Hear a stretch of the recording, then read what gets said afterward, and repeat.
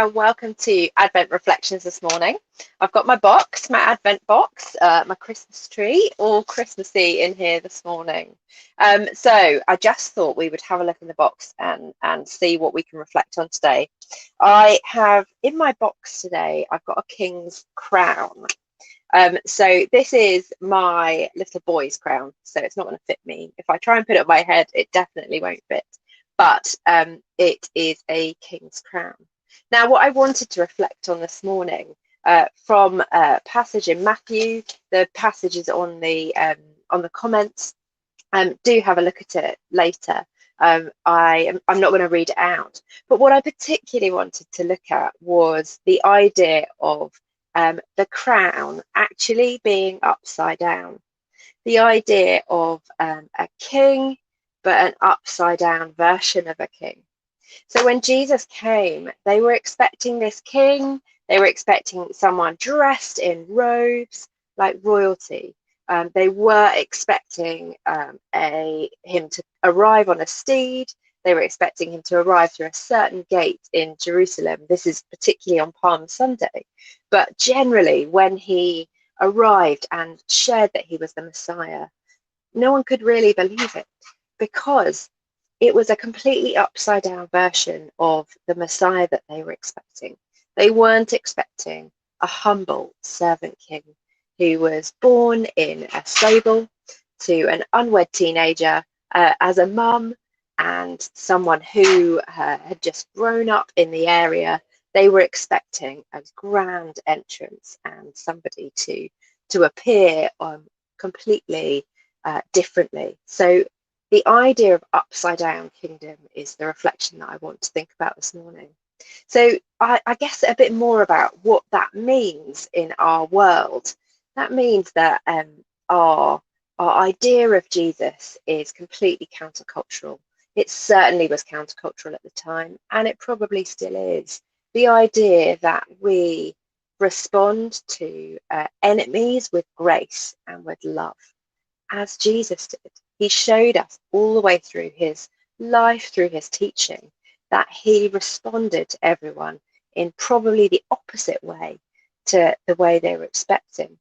They were expecting a teacher to adhere to the law all the time, be content on always setting out rules and obeying the law.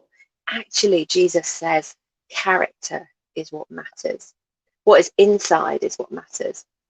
Not what is outside, not everything not the kind of motivations that we put on us outside, but actually it's character inside. So he shows us this man who is loving, who is gracious, who responds to people in adoration and constant love and grace, and always points them to hope rather than to the law. He is obviously, I'm in no way suggesting that we don't listen to his teaching or look at the law, but what is more important is character, how we treat other people, how we look after ourselves, how we look after our families. Jesus, when he came in such a different way to the way everyone was expecting. And I just love that about him. I really do.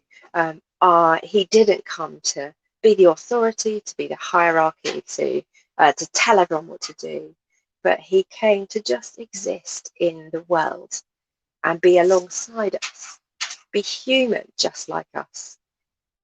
And he always took opportunity. One thing I particularly love about Jesus's character is that he always took the opportunity to stop.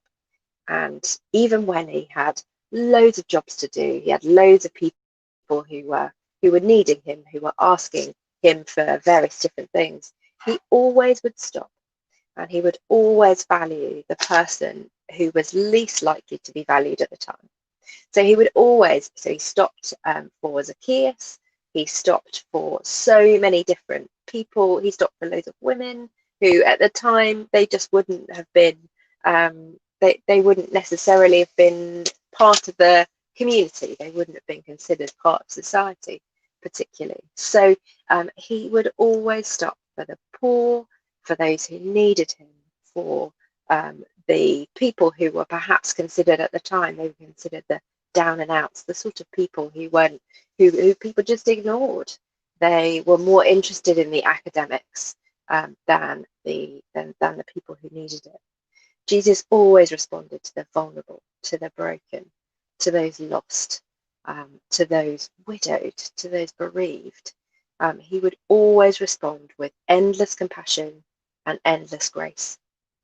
And that idea of the upside down kingdom, the upside down king that we follow, makes me think about how busy the time leading up to Christmas can be, and how we can just fill it with loads of different things and buying presents and making sure we've got everything lined up. But actually, Jesus says to us, take the opportunities to respond to people, to care for those around you, to show compassion to the people around you, and look after yourself, look after your family, and look after those vulnerable, the lost, and the broken and the hurting. So whatever we can do to take that opportunity to reach out to those around us, to those vulnerable, probably known to us, those broken, those lost, those hurting, then let's do it today. Let's put down our tasks and aim to respond to what might feel like an interruption. Actually, we can respond knowing that Jesus has put that person in front of us for us to respond to and take that opportunity. So that's my aim today, and hopefully some of you will join me on it.